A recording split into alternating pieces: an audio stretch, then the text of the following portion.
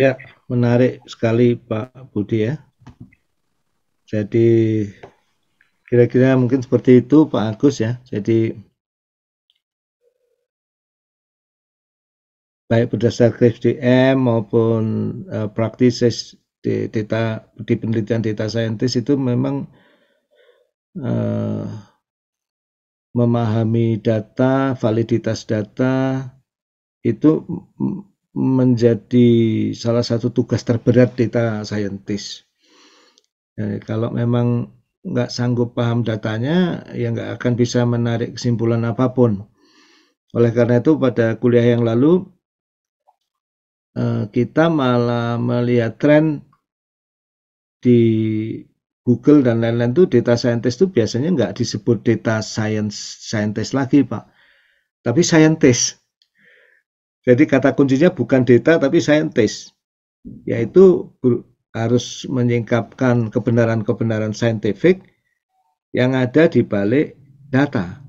Given quality data itu bisa jadi sangat buruk atau data itu mungkin perlu interpretasi situasi-situasi yang demikian pelik ya.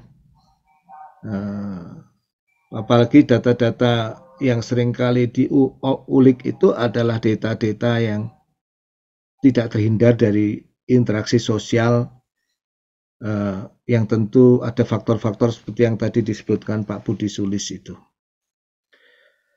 Barangkali gitu Pak Agus ya. Mungkin Ya baik, terima kasih Pak. makasih. Makasih sekali Pak Budi, makasih Pak Angga yang sudah berbagi.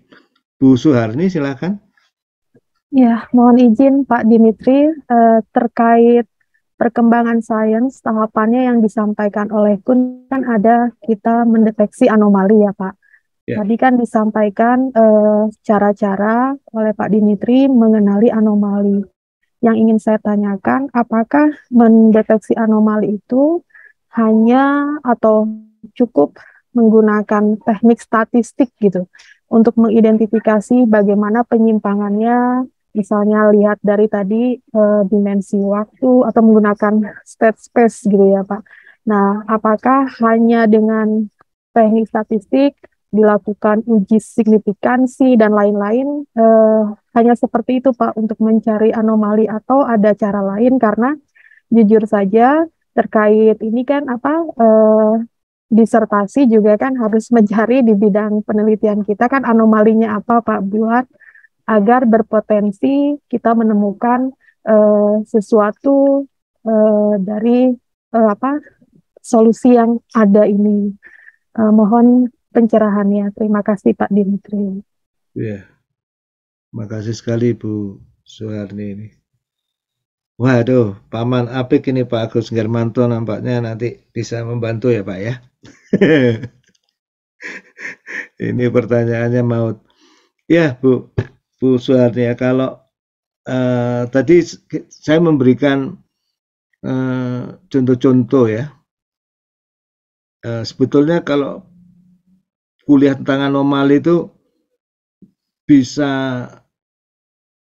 satu serial kuliah tersendiri Bu. Ya. Bahkan mungkin bisa satu semester atau 2 SKS ya. Saking itu merupakan satu hal yang kalau orang itu betul-betul canggih dalam mengenali anomali itu, ya di bidang apapun dia akan menjadi titik kunci ya. Titik kunci perkembangan yang baik ya, insya Allah ya. Scientific progress itu juga sangat tergantung anomali itu begitu ya. Gak tahu ya, kalau saya tuh melihat ya, setengah anomali juga ya, misalnya pandemi ini belum dinyatakan sebagai endemi di Indonesia. Belum. Tapi ya bencana besar di Malang tuh kita tahu ya, yang datang nonton sepak bola itu udah hampir 50.000. Ya. Itu betul-betul COVID itu dianggap gak ada sama sekali itu. Padahal belum ada pihak yang berani mengatakan COVID itu endemi. Ini menurut saya anomali Bu Suharni. What is happening? in our society? What is happening in the world? Nah, itu perlu penafsiran psikologi behavioristik atau apapun ya. Nah, maksud saya begini, menurut saya ada cara-cara untuk membantu melihat anomali, termasuk metodologi statistik ya Bu. Seperti kalau biasanya dianggap anomali itu melebihi X plus minus 2 standar deviasi untuk yang distribusi normal, atau Ibu bisa melihat frekuensi kumulatif yang di atas 99,7% misalnya. Kan ada cukup banyak ya teknik-teknik statistik lain ya, termasuk clustering dan lain-lain ya. Tadi gambar yang saya tunjukkan itu clustering. Tapi more than that ya, itu statistik menurut saya hanya salah satu ya. Kemampuan manusia untuk mengenali anomali itu sebetulnya menurut saya belum tersingkap seluruhnya ya. Jadi itu mungkin lebih ke arah juga pemahaman masalah yang mendalam untuk memahami satu hal itu anomali atau enggak begitu.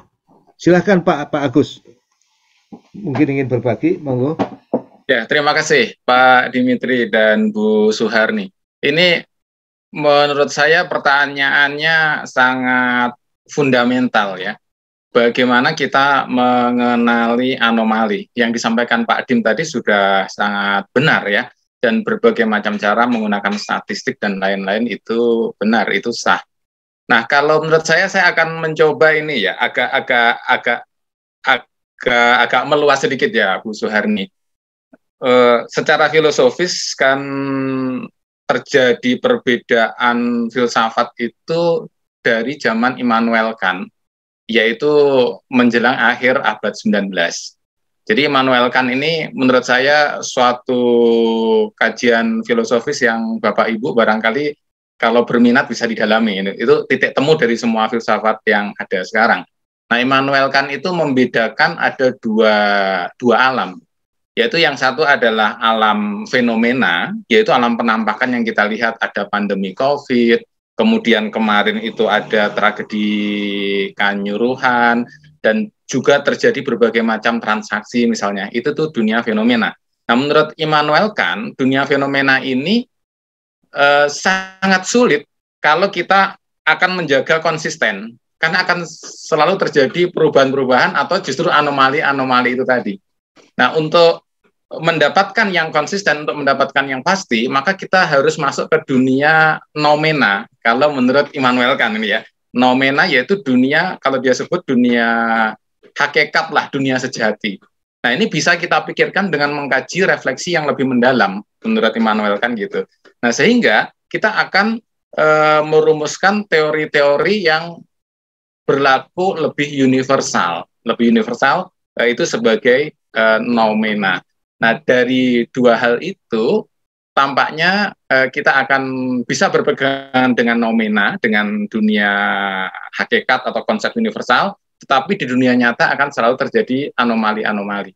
Dan bagaimana mengenalinya, saya setuju dengan Pak Dim tadi, berbagai macam cara statistik dan lainnya itu sangat bagus untuk digunakan. Barangkali begitu Pak Dim dan Bapak sekalian. Terima kasih. Terima kasih Pak Agus Hermanto ya, sambil mengenalkan Bapak Ibu, salah satu filsuf besar yang namanya hampir nggak pernah disebut di filsafat sains ya, tapi salah satu riset Pak Agus Hermanto ini adalah peran Immanuel Kant dalam filsafat sains, luar biasa ya.